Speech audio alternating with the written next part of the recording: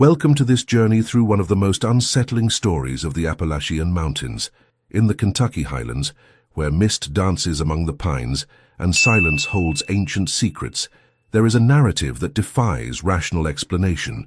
Comment on where you're watching from as we delve into this dark tale that forever marked those forgotten mountains. This video is a work of fiction created solely for entertainment purposes. Any resemblance to actual persons, living or dead, is purely coincidental. Kentucky has always been a land of contradictions.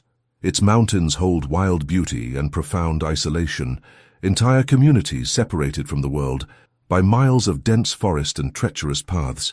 At the beginning of the 20th century, these regions lived practically outside of time, where news took weeks to arrive, and the law had little reach over remote valleys. It was a place where stories were born and died without witnesses, where nature reigned supreme over any human attempt to tame it. Abigail Kincaid was known in the neighborhood as a woman of strong temperament and peculiar habits. She lived alone on a family-inherited property, an aging wooden house that straddled the line between civilization and the unknown. Her nearest neighbors lived more than 3 kilometers away, and few ventured to her door without a specific reason. There was something about the way she looked at people, an intensity that made even the bravest uncomfortable. The Kincaid estate had a history. Built decades earlier by settlers seeking their fortune in the mountains, the land had never been kind to its owners. Crops failed for no apparent reason, animals mysteriously fell ill, and a feeling of heaviness hung over the place, as if the air were denser there. Some attributed these phenomena to the poor quality of the soil. Others whispered less rational explanations, old stories that circulated quietly in the taverns of the region. Abigail maintained few social contacts. She visited the city only when absolutely necessary, always in the late afternoon, when the streets began to empty. She bought basic supplies, exchanged a few words with the merchants, and returned to her mountain before complete darkness fell. No one knew exactly how she spent her days on that isolated property, but rumors filled the void, left by the absence of concrete information. In 1920, something changed. Travelers passing by the road near the property began reporting strange phenomena. Lights moving among the trees at night, sounds that didn't seem to come from any known animal. An oppressive feeling that made the horses refuse to go any further. These reports were initially dismissed as typical superstition of those traveling through isolated regions, but the frequency of the sightings began to attract attention. The owner of the local grocery store mentioned that Abigail had changed her shopping habits. She used to buy only the essentials for one person, but recently she had started buying larger quantities of provisions. When subtly questioned, she responded evasively, changing the subject or simply leaving without finishing the conversation. Her behavior, always reserved, had become even more enigmatic. An experienced hunter from the region decided to investigate on his own. "I knew those mountains like few others and didn't believe in ghost stories or curses." He approached the Kincaid property one autumn afternoon when golden leaves covered the ground like a deceptively welcoming carpet. He didn't reach the house, but observed from afar, hidden among the oak trees. What he saw deeply disturbed him, though he was never able to describe it clearly. He only said that there was something profoundly wrong in that place, something that his decades of experience in the mountains couldn't explain. The following weeks brought more reports. A mailman delivering mail to nearby farms swore he'd seen silhouettes at the Kincaid's window, more than one person moving inside. This would be common in any other residence, but everyone knew Abigail lived alone. When discreetly confronted about possible visitors, she vehemently denied it, her eyes gleaming with a mixture of anger and something harder to identify. Fear, perhaps. The atmosphere in the mountains grew increasingly heavy. Even those who didn't believe in superstitions began to avoid the road that passed near the Kincaid property, preferring longer routes. The silence of that region, always present, now seemed to weigh heavily on the shoulders of anyone who approached. The trees, the rocks, even the earth beneath their feet seemed to bear witness to something no human should witness. The morning fog of the Appalachians always had a character of its own in that region of Kentucky. It descended from the heights like a living cloak, swallowing paths and transforming familiar trees into unrecognizable silhouettes. But there was something different about how it behaved around the Kincaid property. It seemed denser there, more persistent, lingering even when the sun had already dissipated the mist in other valleys. Mountain dwellers develop peculiar instincts over generations. They learn to read signs in nature that escape visitors, understand warnings whispered by the wind among the pine trees, and all these instincts screamed the same message: keep your distance from that old wooden house on the hilltop. It wasn't just curiosity or small-town gossip. It was something more visceral, a primal warning that came from somewhere deep within their consciousness. Abigail began appearing in town at even more irregular hours.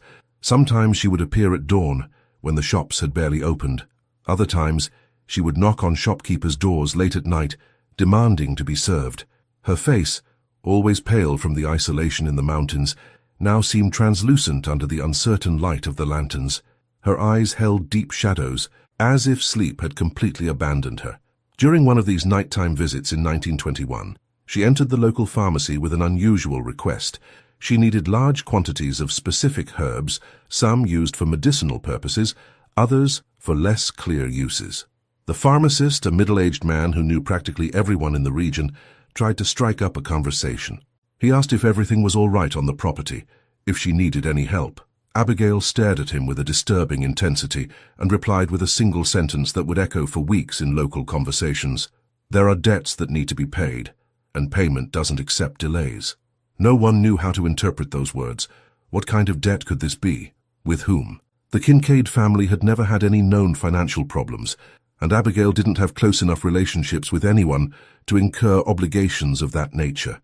Speculation ran rampant, each theory more elaborate than the last. Some believed she had made some kind of deal with suspicious travelers who occasionally crossed those mountains. Others spoke of cursed inheritances, promises made by ancestors that were now exacting their price. The property began to exude a peculiar smell. It wasn't strong enough to be noticed from a distance, but those who approached reported a sweet and nauseating odor, like fruit left in the sun for too long, mixed with something indefinable. The trees around the house seemed sick, their leaves wilting out of season, branches breaking under their own weight, even without storms. The soil had a strange color in certain spots, dark patches that gradually grew. A traveling preacher passing through the region decided to visit Abigail. He considered it his spiritual duty to reach even the most isolated members of the community, offering words of comfort and guidance. He climbed the steep path to the property on a foggy afternoon, his Bible firmly held under his arm. He knocked on the worn wooden door and waited. When Abigail finally opened it, the preacher involuntarily recoiled. There was something in her expression, a mixture of despair and determination, that left him speechless for long seconds. She didn't invite him in. They stood on the threshold, separated only by the doorframe. The preacher tried to offer his prayers, to speak of redemption and peace, but Abigail interrupted him. She said that there were choices made long before she was born, paths defined by blood and soil, and that certain chains could not be broken by pretty words or good intentions. She thanked him for his visit with a cold, mechanical courtesy, then closed the door gently, leaving the man alone on that creaking porch beneath his feet. He descended the mountain faster than he had climbed it. He told anyone who would listen that there was something deeply disturbing about that woman and that place. He couldn't pinpoint exactly what it was, but he felt as if he were in the presence of something unnatural, something that defied the basic laws of how the world should work. His words, coming from a man of faith respected in the region, added weight to the growing anxieties. The nights in the mountains became even more unsettling. Sounds traveled in strange ways through the valleys, distorted echoes that seemed to come from impossible directions. Some swore they heard voices conversing in unknown languages, words that made their skin crawl even without understanding their meaning. Others spoke of melodies played on instruments no one recognized, music that didn't follow normal patterns and left a feeling of nausea in those who listened to it. Abigail further isolated herself. She stopped going to town altogether, and the merchants who had previously complained about her strange visits now wondered how she was surviving. There were no deliveries to her property, no neighbors offered help, and the crops around her house had completely withered. Winter was approaching, and those mountains were merciless during the cold months. How did she intend to get through the season without adequate provisions? Winter arrived in the Kentucky mountains with its usual cruelty. Snow blanketed the winding paths, transforming the landscape into a white wasteland where any movement was visible for miles. It was at this time of year that Appalachian communities closed in on themselves, each family relying on its own resources to survive until spring. The natural isolation of these lands was amplified when the cold descended from the heights. The Kincaid property remained strangely active during those frigid months. Smoke rose constantly from the chimney, a sign that someone kept the fire burning day and night. This in itself wouldn't be remarkable, except for the fact that no one had seen Abigail collecting firewood in the preceding weeks. Where did the fuel come from to feed those incessant flames?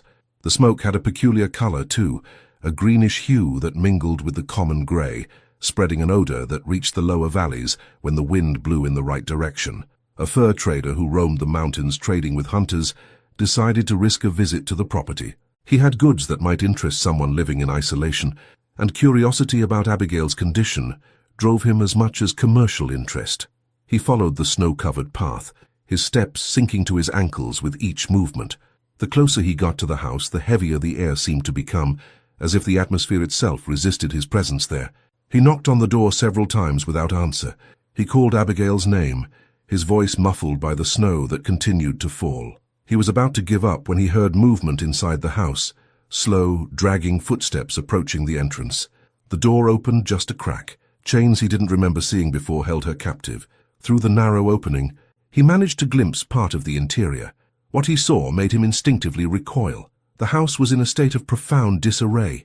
Furniture was pushed against the walls, the floor covered in strange marks that looked as if drawn with charcoal or something darker. Candles lit everywhere, their weak flickering light creating shadows that danced on the wooden walls. And there were objects hanging from the ceiling, things he couldn't quite identify at a quick glance, but which caused a knot in his stomach. Abigail appeared in the crack, her face so pale it almost blended into the snow outside. She said she didn't need anything, that he should leave and never come back. There was urgency in her voice, almost a warning. He obeyed without question. He descended the mountain with clumsy haste, stumbling in the snow, looking back every few steps as if expecting to be followed. When he finally reached the inhabited region, he recounted his experience to all who would listen. His words added fuel to the speculation already circulating. What exactly was happening in that isolated house? What kind of activities was Abigail conducting alone, away from prying eyes? Stories about the Kincaid estate began to take on almost mythical dimensions. People who had never been near the place swore they knew specific details, information that circulated by word of mouth and transformed with each repetition. They spoke of rituals performed under the full moon, of visitors who arrived in the middle of the night and left before dawn, of sounds that made the wolves howl in unison in the surrounding mountains. How much of these narratives was based on reality, and how much was a product of the collective imagination, was impossible to determine. In 1922, a peculiar event drew even more attention to Abigail. During a rare visit to the city, she entered the local church. It was a Sunday morning, and the congregation had already gathered for the service. Her entrance interrupted the sermon, all eyes turning to the thin, pale figure standing in the doorway. An absolute silence fell, broken only by the crackling of the candles on the altar. Abigail walked slowly down the aisle, her footsteps echoing in the wooden space. She reached the front, stared intently at the preacher, and then simply turned and left, without uttering a single word. No one knew how to interpret that gesture. Was it a silent plea for help? A provocation? A final farewell before something irreversible? The preacher, the same one who had visited her property months before, was visibly shaken. He tried to continue the sermon, but his words came out disjointed, his concentration completely broken. After the service ended, he gathered some of the most respected members of the community and suggested that perhaps it was time for someone to intervene, to check if Abigail was in danger or posed any kind of threat. The suggestion was met with hesitation. Intervening in the life of someone so isolated, especially without clear evidence of anything illegal, went against the customs of that region. People in the Appalachians valued privacy and autonomy above almost everything else. But the growing unease overcame these traditions. They decided that a small group would visit the property just to check if everything was all right, and offer assistance if needed. No one volunteered enthusiastically, but eventually 3 men agreed to make the journey. They chose a clear afternoon for the expedition, when the snow had temporarily stopped and the paths were minimally passable. They climbed the mountain together, finding strength in their numbers, their breaths creating clouds of vapor in the icy air. The closer they got to the property, the slower their progress became. It wasn't just the physical exhaustion of the climb, but something more subtle, an invisible resistance that made each step harder than the last. They finally reached the wooden gate that marked the beginning of the Kincaid property. It was open, swaying slightly in the breeze, its rusty hinges groaning a sharp, unsettling sound. The house stood ahead, its structure seeming smaller and more curved than they remembered, as if slowly being swallowed by the earth. The windows were dark despite it being mid-afternoon, and the smoke that had once risen steadily from the chimney was now absent. The silence around was absolute. No birds sang, no animals stirred among the trees. The three men stood before the gate for a considerable time, each waiting for the other to take the initiative to move forward. The courage they had mustered in the village seemed to have evaporated during the climb, replaced by an apprehension that grew with each passing second. The air around the property had a strange quality, colder than it should have been, even considering the altitude, and laden with a dampness that penetrated through their heavy winter clothing. Finally, the oldest of the group took the first step beyond the gate. His companions followed, keeping close to one another, as if physical distance could somehow protect them from the growing unease. The path to the house was covered in untouched snow, without recent footprints, suggesting that Abigail had not left or received visitors for days. The surrounding trees seemed to watch them, their bare branches outstretched like twisted fingers against the grey sky. As they approached the veranda, they noticed details that weren't visible from a distance. Symbols had been carved into the wood of the door and windows, circular marks and crisscrossing lines that didn't follow any recognizable pattern. They were crude, seemingly made with improvised tools, but there was something deliberate about their arrangement. They completely surrounded every opening in the house, as if intended to keep something inside or prevent something from entering. The older man knocked firmly on the door, 3 knocks that echoed louder than they should have in the suffocating silence. They waited. No answer came from inside. He knocked again, this time calling Abigail's name, identifying himself and explaining that they had come only to check on her. The silence persisted, so complete that they could hear their own heartbeats pounding in their ears. One of the men suggested that perhaps she was sleeping or too ill to answer.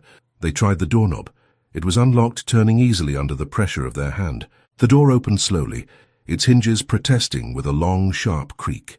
The interior of the house was bathed in twilight, the windows covered with heavy cloths that blocked almost all outside light. A strong smell emanated from within, that same sweet, cloying fragrance that had been reported before, now intensified by the confinement. The 3 men hesitated on the threshold, none of them eager to enter. The main room of the house was a scene of calculated disorder. Furniture had been arranged in specific patterns, creating narrow paths between them. The floor was covered with more of those symbols, drawn with something that permanently stained the wood. Melted candles formed mountains of wax on every available surface, their wicks extinguished long ago for the wax to cool completely.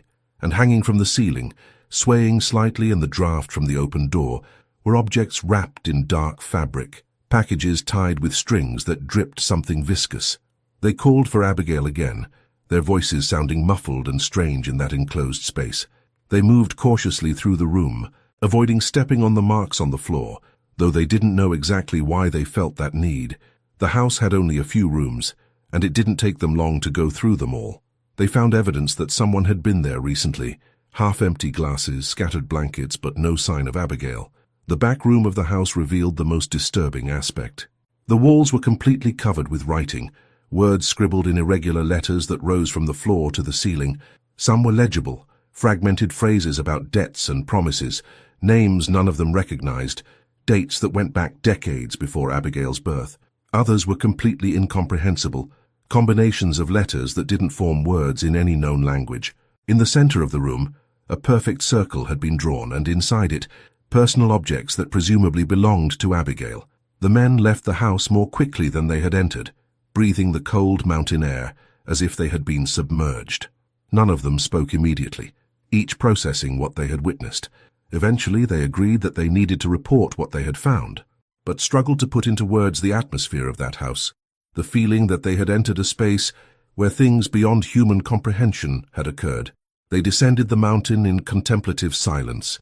The town greeted them with anxious questions, but their answers were vague and unsatisfactory. How could they explain the inexplicable? How could they describe the heavy feeling pressing on their chests as they stood there? They only said that Abigail was not in the house, that the interior showed signs of deeply disturbing behavior, and that perhaps it would be best to leave the property alone. But Abigail's absence raised new questions. If she wasn't in the house and there were no footprints in the snow, where could she have gone? The mountains in winter were deadly for anyone who ventured unprepared. No trail led from that property to any inhabited place without passing through areas where she would certainly be seen. It was as if she had simply evaporated, leaving behind only that unsettling scene and the questions that accompanied it. Some suggested organizing a wider search, scouring the areas around the property, checking caves and natural shelters where she might have sought refuge. Others argued that if Abigail wanted to be found, she would have facilitated the process. Her absence seemed deliberate, a choice made with full awareness of the consequences. The discussion divided the community, with some advocating active intervention, others preaching respect for privacy and individual autonomy. While they debated, snow fell again on the Kentucky mountains, covering the Kincaid property with another layer of pristine white. The house remained there, silent and dark, guarding its secrets behind those walls marked with incomprehensible symbols. The surrounding trees continued their eternal vigil, silent witnesses to events that defied any attempt at rational explanation, and somewhere in those vast and unforgiving mountains, Abigail Kincaid had become part of the mystery that had always surrounded those ancient lands. The following weeks brought an unsettling stillness to that region of the Appalachians. The Kincaid property remained abandoned, its presence in the landscape like a wound that refused to heal. No one dared approach again, and even the most experienced hunters changed their routes to avoid passing near those lands. There was an unspoken understanding that certain places carry energies that transcend logic, and this was certainly one of them. Spring has just arrived, as it always does in the mountains, melting the snow and revealing the sleeping earth beneath. With the thaw, travelers once again crossed those passes, merchants resumed their usual routes, and life in the isolated communities regained its seasonal rhythm. But the story of Abigail Kincaid and her strange property had spread beyond the immediate borders, carried by those who passed between the villages. A scholar of regional traditions, fascinated by mountain narratives, decided to investigate personally. He came from a larger city in eastern Kentucky and had an academic interest in how isolated communities developed their own mythologies. For him, Abigail's story represented a perfect example of how mundane facts could be transformed into legends through repetition and embellishment. He arrived in the region in 1923, determined to separate reality from fiction. His methodical and skeptical approach met with immediate resistance. Local residents did not appreciate outsiders questioning their experiences, especially when those questions came wrapped in academic condescension, but some agreed to talk, perhaps hoping that an outside observer could offer perspectives that eluded them. The conversations revealed layers of complexity that the scholar had not anticipated. Each person who had interacted with Abigail recounted a slightly different version of events, but they all agreed on fundamental points. She had changed drastically in the final months, going from simply reclusive to deeply disturbed. Her behavior suggested someone under extreme pressure, responding to demands that only she could perceive. And the house, everyone agreed, emanated an atmosphere that defied conventional explanations. The scholar decided to visit the property alone, confident in his rationality to protect him from local superstitions. He climbed the mountain on a clear spring morning, notebook in hand, ready to document his observations. The trail was covered in new vegetation, nature already reclaiming the paths that humans had temporarily tamed. Birds sang in the trees, a stark contrast to the accounts of absolute silence he had heard. He arrived at the property, and immediately his confidence wavered. Even in broad daylight, even with his mind trained to seek logical explanations, there was something undeniably oppressive about that place. The air felt heavier, his lungs working harder to draw in each breath. The house was exactly as previous visitors had described it. The door ajar, symbols on the picture frames, that feeling of recent abandonment that makes a place seem more haunted than ancient ruins. He entered cautiously, his initial bravado replaced by a reluctant respect for the discomfort he felt. The interior had been partially disturbed by animals that had found entry through broken windows, but the essence remained intact. The symbols on the floor, the writings on the walls of the room, the objects hanging from the ceiling, all still there waiting. He began to take notes, describing each detail with academic precision, but his hands trembled slightly, betraying his facade of objectivity. She spent hours examining the writings on the walls, trying to decipher patterns or meanings. Some phrases were clear in their despair, laments about impossible choices and inevitable consequences. Others seemed like instructions for rituals, though their purposes were obscure. And there were names. So many names, some clearly belonging to members of the Kincaid family from past generations, others completely unknown. It was as if Abigail were trying to map a genealogy of obligations, to trace lines of debt that spanned decades. As the sun began to set on the horizon, the scholar realized with a start that he had completely lost track of time. He had intended to spend only a few hours on the property, but almost the entire day had slipped away while he was absorbed in his observations. The fading light transformed the interior of the house, shadows lengthening and distorting the symbols on the floor, making them appear to move when viewed out of the corner of his eye. He left quickly, his haste not entirely motivated by the practical need to descend the mountain before complete darkness. There was something more, a primal instinct that ignored all his rational training and screamed at him to leave that place. Already on the trail back, he looked back one last time. The house seemed to watch him, its windows dark as empty eyes, and for the first time in his academic career, he considered that perhaps some stories were not exaggerations or superstitions, but inadequate attempts to describe realities that transcended common language. Back in the village, his conversations with the residents had a different tone. There was no longer condescension in his questions, no more poorly disguised skepticism. He had sensed what they were trying to describe, that indefinable presence that made the Kincaid property different from any ordinary abandoned place. His rational explanation would be that the combination of isolation, Abigail's erratic behavior, and cultural expectations created a collective psychological reaction. But deep down, in parts of himself that he rarely accessed, he doubted that explanation. He left the region a few days later, carrying notebooks full of notes and a restlessness that would stay with him for years. He never published his findings, never transformed that investigation into an academic article as he had originally planned. When questioned by colleagues about his research in the Kentucky mountains, he would change the subject, offering vague excuses about insufficient data or uninteresting narrative angles. The truth was both simpler and more complicated. He didn't know how to translate that experience into language that his peers would accept without questioning his sanity. The property continued its silent existence, marking the landscape as a reminder of unsolved mysteries. Seasons passed, each leaving its mark on the decaying structure.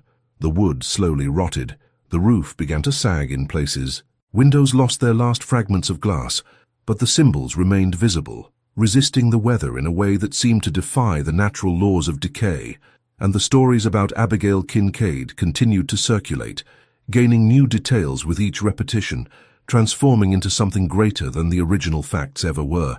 The years that followed transformed Abigail Kincaid's story into something that transcended the limits of individual memory. It had become part of the narrative fabric of those mountains, told on cold nights around fireplaces, whispered among travelers who crossed the lonely Appalachian trails. Each generation added its own interpretations, its own theories about what had really happened on that isolated hilltop property. The house still stood, defying expectations of imminent collapse. It should have succumbed to the elements long ago, its rotting beams giving way under the weight of the winter snow, its walls crumbling in the violent winds that lashed those heights. But it remained, leaning and deteriorated, yes, yet structurally intact in ways that engineers could not easily explain. It was as if something beyond simple carpentry kept it upright, a stubbornness that reflected the very obstinate nature of its last occupant.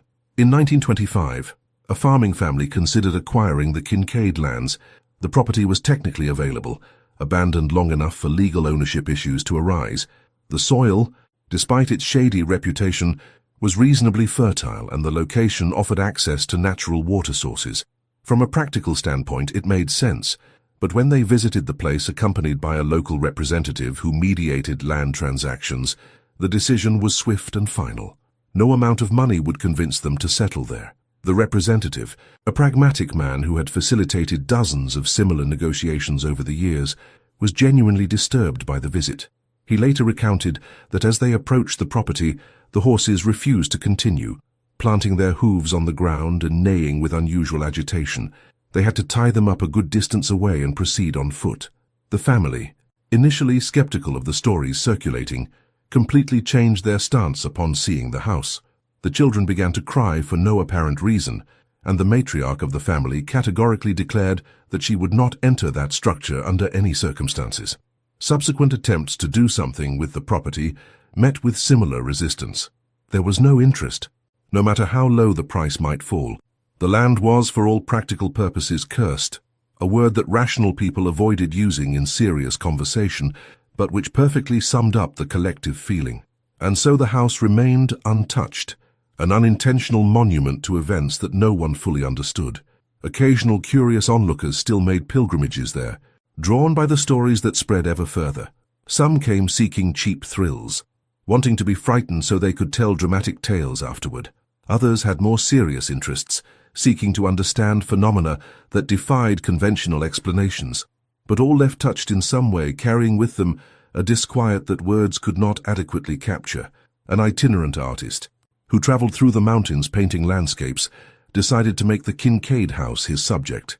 He camped nearby for several days, observing how the light changed on the structure at different times, how the shadows behaved in peculiar ways even when the sun was high. His initial sketches faithfully captured architectural details, but the longer he spent looking at the house, the more his representations became distorted, acquiring unintentional expressionistic qualities. He worked frantically, sheet after sheet, filled with images that became progressively more disturbing. The house in his drawings seemed alive in subtle ways, windows suggesting eyes, the leaning structure giving the impression of frozen movement. After a week, he packed up his materials and left abruptly, leaving behind several unfinished canvases. When an acquaintance inquired about the project months later, the artist simply shook his head and said that some places shouldn't be immortalized in art, that capturing their essence on paper was bringing something undesirable into the wider world. The seasons continued their eternal cycle. Springs brought wildflowers that surrounded the property, but never grew too close to the house. Summers filled the mountains with abundant life, but the immediate area around the building remained strangely silent, as if animals and insects had a tacit agreement to keep their distance. Autumns painted the forests with vibrant colors, except for the trees closest to the house, which withered prematurely, their leaves falling weeks before the others, and winters covered everything with immaculate snow that somehow seemed grayer in that particular patch of land.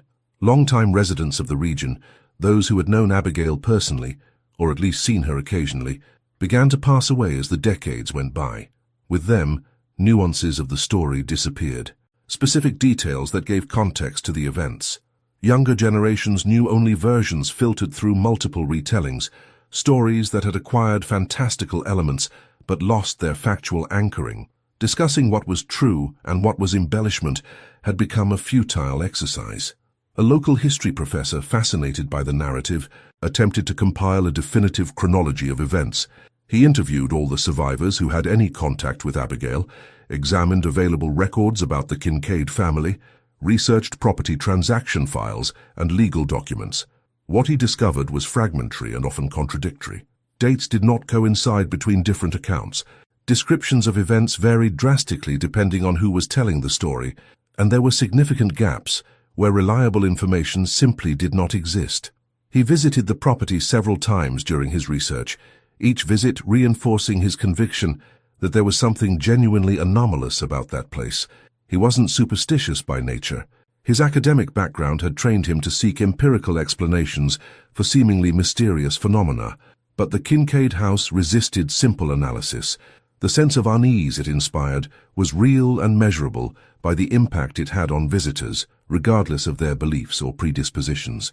His project eventually resulted in a modest monograph, more an exercise in documentation than an attempt to solve the mystery.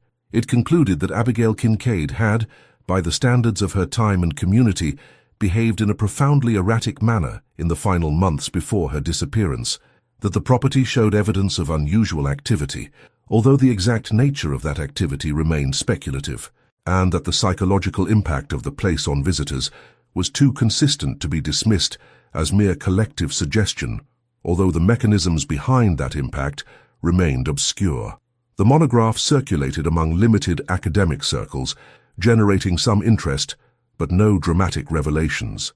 It was just another document added to the archive of inexplicable things that populate the fringes of human experience, catalogued but not resolved.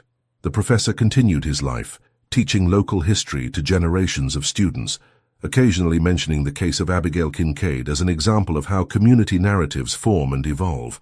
Meanwhile, the house continued its silent vigil over the valleys below. It had become a landmark for directions, casually mentioned in navigation instructions, even though no one used it for any practical purpose. It was simply part of the geography now, as permanent as the rocks and streams that defined that region of the Kentucky mountains. Its history was intertwined with the identity of the place, impossible to separate, without fundamentally changing how people understood their own collective past. Occasional visitors noticed that photographs taken of the property rarely turned out well. It wasn't that the cameras were technically faulty, but the resulting images had strange qualities, blurry even when other photos taken on the same day came out perfectly sharp, or with areas of inexplicable darkness that didn't correspond to the actual lighting conditions. Some attributed this to peculiarities of the photographic equipment of the time. Others saw a deeper meaning in these consistent flaws. Time in the Kentucky mountains flows differently than in the rest of the world. Decades can pass and certain places remain essentially unchanged, preserved not by conscious effort, but by a simple absence of reasons to change them. The Kincaid estate was one of those places, existing outside the progress that was gradually transforming other areas of the region. While roads were being paved and electricity reached the valleys, that house on the hilltop continued its slow decay, indifferent to the marches of modernization. In 1928, a curious phenomenon began to be observed. Lights appeared in the windows of the house on certain nights, faint, flickering glows visible for miles through the darkness of the mountains. They were not like the lights of ordinary lanterns or candles. They had a different, almost phosphorescent quality, changing intensity irregularly. Hunters camping nearby reported these sightings, always accompanied by the same perplexing question: who or what was producing that illumination in a house that everyone knew was empty? Some theorized they were merely reflections of the moon on broken glass, or perhaps chemical reactions of decaying materials. Others pointed to natural phenomena, such as fireflies congregating in unusual patterns, or gases emanating from the ground that could create luminescence under specific conditions. But these explanations were not entirely satisfactory, especially when the lights appeared on moonless nights, or when they moved from window to window, as if following some deliberate purpose. A group of young people decided to investigate during one of these occurrences. They were the children of local farmers, raised hearing stories about Abigail Kincaid, but belonging to a generation that questioned the superstitions of their elders. Equipped with flashlights and a youthful confidence that masked genuine nervousness, they climbed the mountain one night when the lights had been sighted. Their families disapproved of the expedition, but could not completely dissuade them. They arrived at the property around midnight, their path illuminated only by the stars and their flickering lanterns. The house stood against the night sky, a black silhouette darker than the surrounding darkness. There were no visible lights from their initial position, which made them question whether the reports had been exaggerated. But as they approached, a pale glow began to emanate from one of the second-story windows, growing gradually as if fed by an invisible source. The young men exchanged glances, their initial bravado rapidly evaporating. The glow had a hypnotic quality, pulsing in a rhythm that seemed almost organic, like slow, deep breathing. One of them suggested they turn back, that they had seen enough to satisfy their curiosity. The others quickly agreed, none ashamed to admit the unease they felt. They descended the mountain faster than they had climbed it, occasionally glancing back to see if the light was still visible. It remained lit until they were too far away to distinguish it, then abruptly extinguished itself, like a candle blown by a sudden gust of wind. Their stories about that night circulated quickly, adding more layers to the mystery of the property. The older ones nodded with satisfaction, feeling vindicated in their warnings, while others of the same generation as the young people began to treat the place with reluctant respect.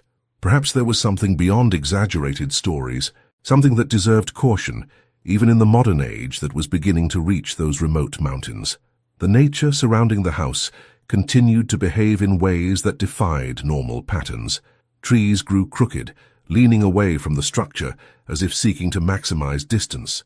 Roots that should naturally seek water seemed to avoid certain areas of the soil, creating circular patterns of vegetation that left empty spaces around specific points.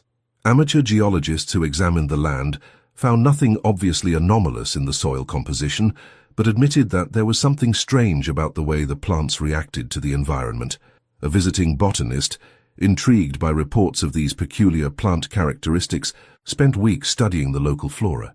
He collected samples, analyzed growth patterns, and attempted to cultivate seeds from the area under controlled conditions. His results were inconclusive but disturbing. The plants appeared healthy on superficial analysis, but showed subtle cellular anomalies that he could not explain. When he tried cultivating the seeds far from the region, they germinated normally, as if the distance from the property freed them from some local influence. He wrote about his findings cautiously, suggesting that perhaps there were contaminants in the soil or microclimatic peculiarities affecting plant development. But in private conversations, he admitted genuine confusion, saying that in decades of botanical study, he had never encountered similar patterns. Nature, in his experience, followed predictable laws. That patch of land in the Kentucky mountains seemed to operate according to slightly different rules. The 1930s brought economic hardship to many regions of the United States, and the Appalachian communities were no exception. People faced immediate, practical challenges to survival, leaving less mental space for mysteries and speculation about haunted houses. The Kincaid estate was partially forgotten during this period, mentioned occasionally, but no longer the constant focus of attention it had previously been. But oblivion did not mean that the house had ceased to exist, or that its presence in the landscape had diminished. It remained there, slowly crumbling but resisting complete collapse in ways that engineers found remarkable. Wood that should have rotted completely retained some structural integrity. Roofs that should have given way under the weight of decades of accumulated snow remained partially intact. It was as if the house had reached a precarious state of equilibrium with the forces of nature, neither thriving nor succumbing completely. Occasionally, someone would suggest demolishing the structure, removing that blemish from the landscape and allowing the land to recover naturally. But these suggestions never progressed beyond casual conversation. Part of the resistance was practical. The cost and effort of demolishing such a remote structure hardly justified the benefit. But there was also a deeper hesitation, an unspoken feeling that tampering with the house might awaken things that were better left dormant. A preacher who traveled among various congregations in the mountains began to include the story of Abigail Kincaid in his sermons, using it as a parable about the dangers of straying from the right path. In his retellings, Abigail became a symbol of someone who had made wrong choices, followed dark influences, and paid the ultimate price for her stubbornness. The message was clear: stay in the light, resist temptations, trust in community and faith to guide you. These religious interpretations added another dimension to the narrative surrounding the property. For some, it made the story more understandable, framing it within a familiar moral framework. For others, it seemed an oversimplification of something more complex and ambiguous. But regardless of the specific interpretation, the effect was to keep the story alive, ensuring that new generations grew up knowing at least one version of the story of Abigail Kincaid and the mysterious house that remained as a silent testament to events that no one fully understood. The passing decades brought gradual transformations to the Kentucky mountains, but the Kincaid property remained a temporal anchor, bound to a moment that refused to dissolve completely into the past. The house had become so completely part of the regional mythology that it was difficult to imagine those mountains without its somber presence dominating the elevated landscape. Stories about Abigail were told as if the events had occurred centuries ago, not merely a few decades, acquiring the timeless quality of truly ancient legends. In 1935, a particularly fierce storm lashed the region for several days. Violent winds uprooted trees, torrential rains caused landslides, and thunder echoed through the valleys like celestial artillery. Everyone expected the Kincaid home to finally succumb to this assault of nature, that decades of deterioration would be completed in one night of elemental fury. But when the storm passed and residents went out to assess the damage, the house was still standing. Trees around it had fallen, some almost touching the walls, but the structure remained essentially intact. Part of the roof had flown off, some windows had lost their frames, but the main walls remained standing. It was as if the storm had deliberately spared the building, or perhaps encountered resistance it could not overcome. People watched this with a mixture of astonishment and unease, further evidence that this place operated according to its own rules. A writer passing through the region, collecting local stories for a book on Appalachian folklore, was fascinated by Abigail Kincaid's narrative. Unlike the academic scholar of previous years, This writer was interested not in verifiable facts, but in how communities construct and preserve their mythologies. For him, the literal truth of the events mattered less than the meaning that people attributed to the story. He spent months in the region, talking to residents of all ages, collecting different versions of the narrative. Each person had a unique angle, specific details that others didn't mention, interpretations that reflected their own experiences and beliefs. An elderly farmer emphasized aspects of isolation and its psychological consequences. A local midwife focused on possible unrevealed family tragedies that could explain Abigail's behavior.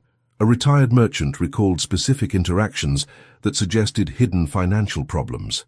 The writer visited the property several times, always accompanied by local guides who refused to let him go alone.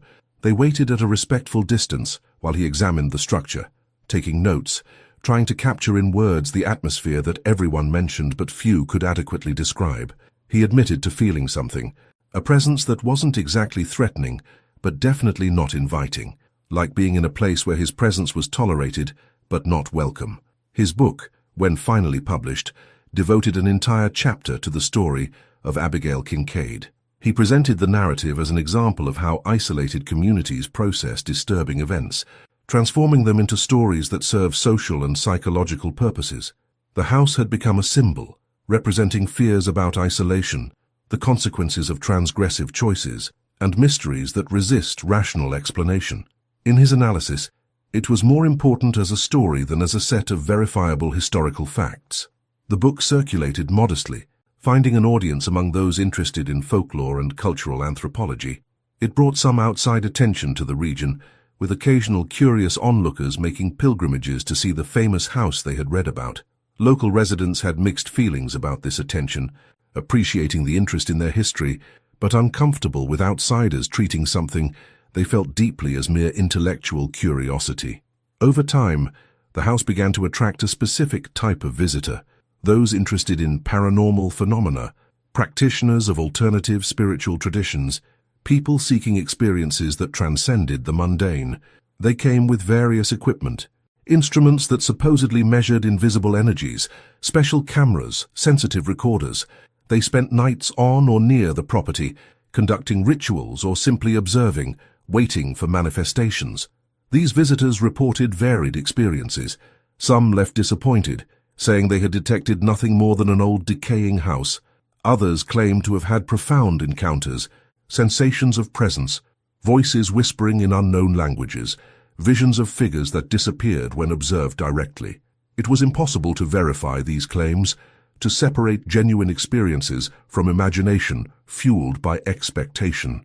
But the consistency of certain accounts, especially descriptions of sensations of heaviness in the chest and difficulty breathing near the house, suggested that something beyond psychological suggestion might be at play. The local community developed a pragmatic attitude towards these visitors.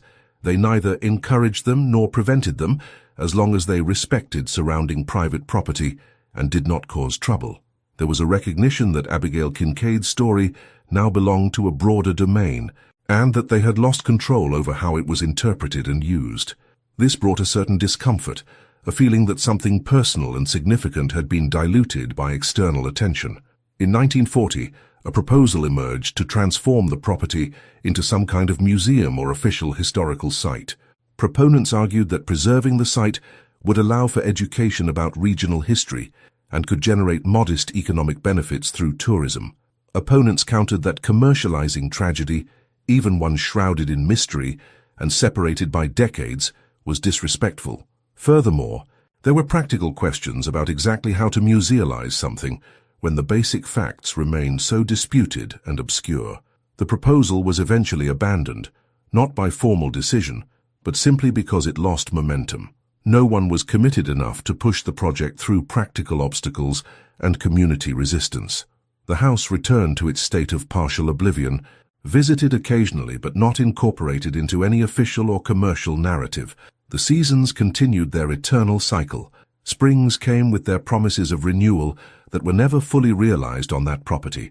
Summers brought heat that seemed more oppressive there than in surrounding areas. Autumns painted the mountains with a melancholic beauty that intensified in the presence of that decaying structure.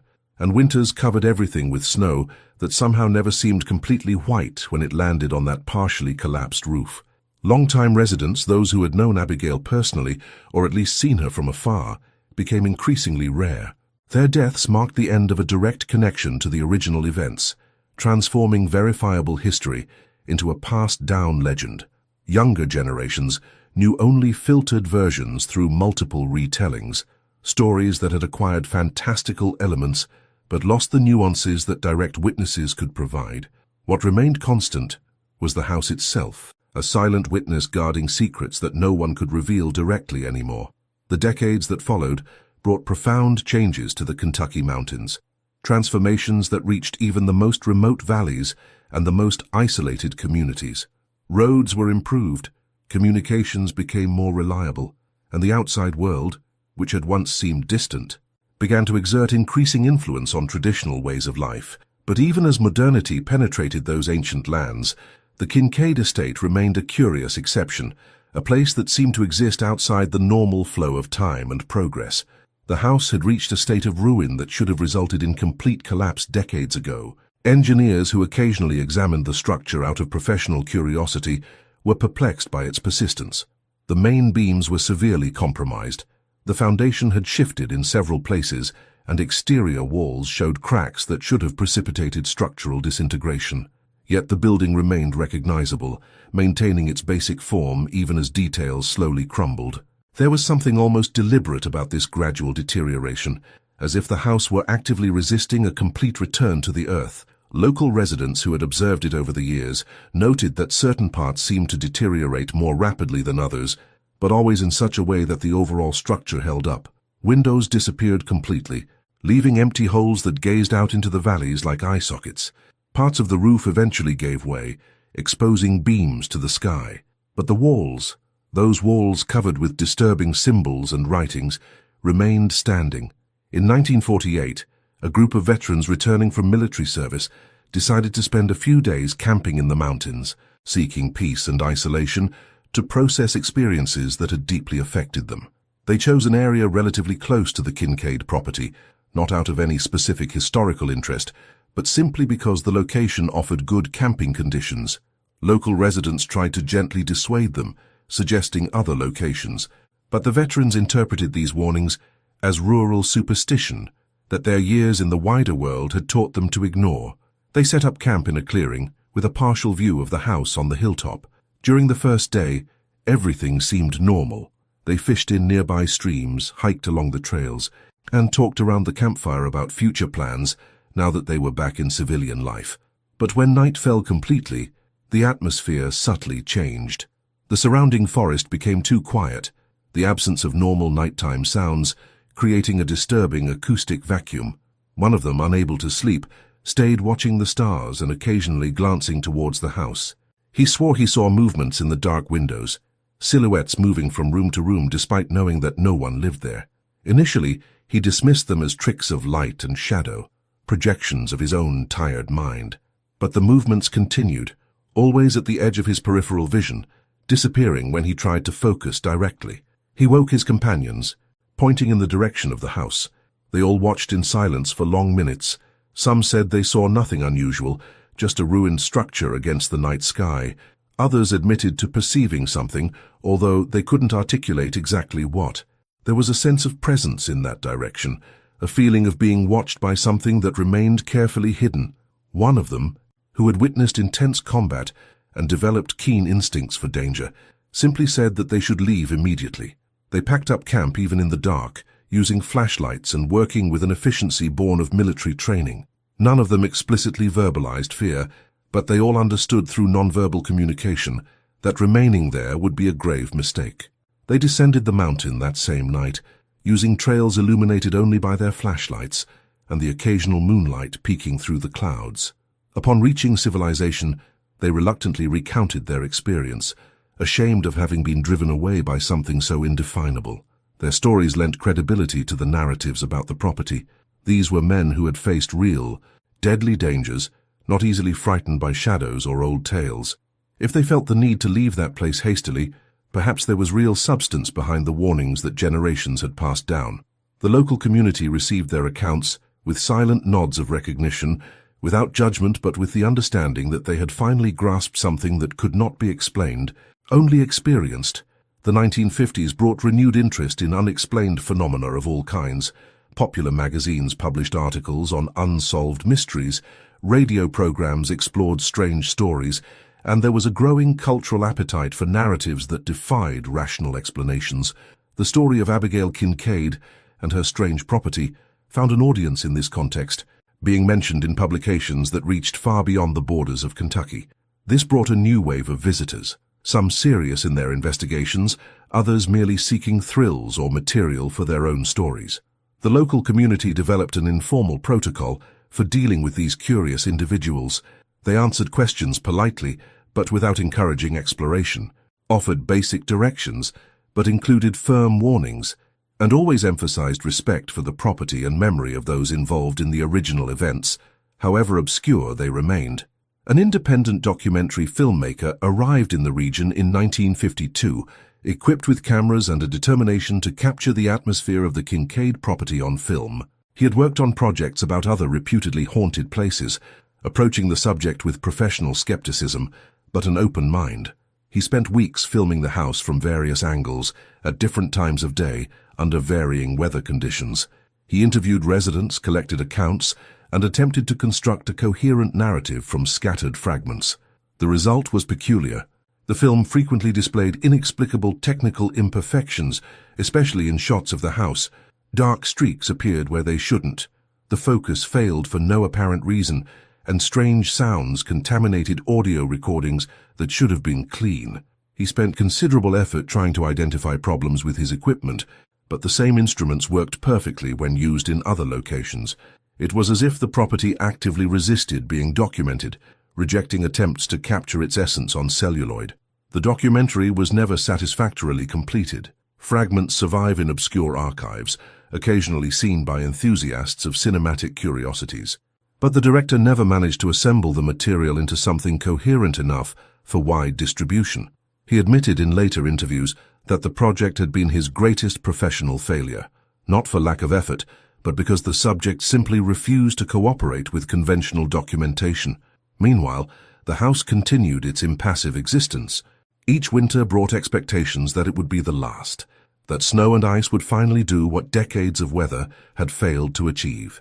Each spring revealed that the structure persisted, diminished but not destroyed. It had become almost defiant in its refusal to disappear completely, as if Abigail Kincaid had left behind not only a physical structure, but some essence of stubbornness that permeated the wood and stone. Children in the region grew up hearing stories about the property, versions adapted for young audiences that removed the more disturbing elements but maintained a core of mystery. For them, it was as much a part of the local imaginative geography as it was a real physical feature. Games included challenges to see who could get closest to the house, daring games that parents disapproved of, but which continued generation after generation. Few actually got very close, instinctive discomfort usually overcoming childish bravado before dangerous distances were reached. A visiting psychologist, interested in how physical environments affect mental states, requested permission to conduct experiments on the property. He wanted to measure people's physiological responses as they approached the house, to test whether there were measurable components to the consistently reported discomfort. Local authorities, to the extent that they existed for abandoned property, denied permission, not out of scientific objection, but out of practical concern about liability if something happened to research participants. He conducted limited studies nonetheless, working with volunteers who agreed to approach the property while connected to portable monitoring equipment. The results were intriguing if not conclusive. Many participants showed increases in heart rate and blood pressure as they approached the house, changes that could not be fully explained by the physical exertion of climbing the hill. Some reported feelings of dizziness or nausea that disappeared when they moved away, but identifying a specific cause for these reactions remained elusive. The psychologist published his findings in an obscure academic journal, suggesting that perhaps certain locations accumulated psychic imprints that affected visitors in subtle but measurable ways. His theories were met with skepticism by colleagues, considered too speculative for serious science.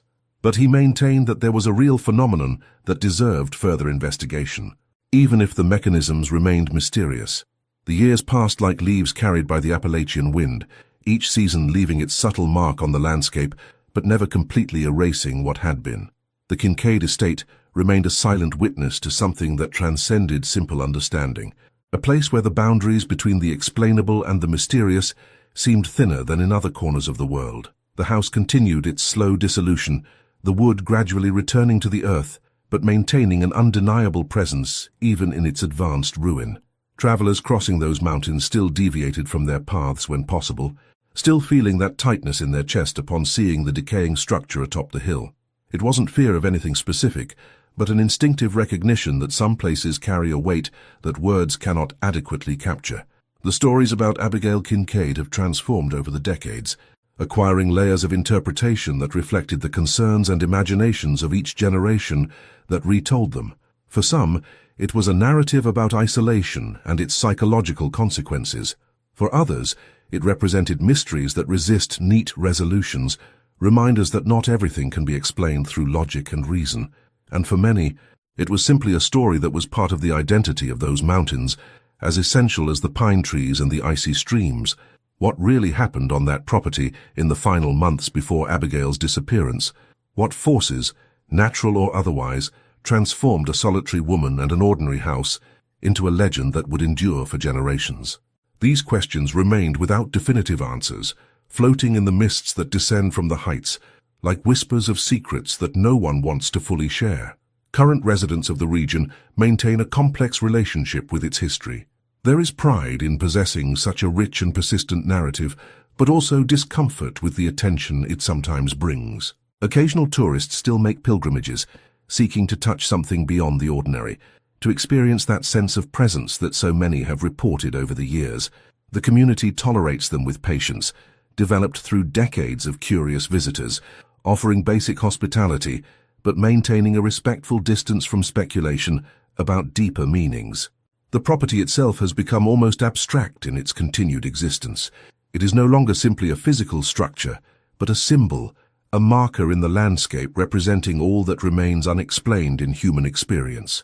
The walls that still stand, covered in vines and moss, hold symbols that no one has ever fully deciphered.